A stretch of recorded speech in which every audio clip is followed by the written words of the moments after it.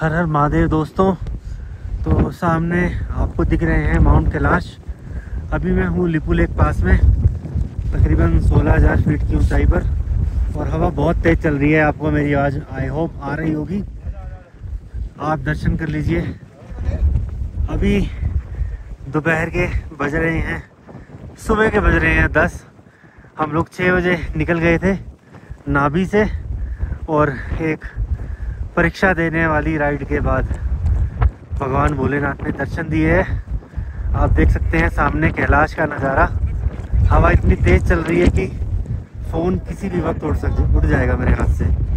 तो आप ये देखिए माउंट कैलाश, तिब्बत चीन, कैलाश मानसरोवर।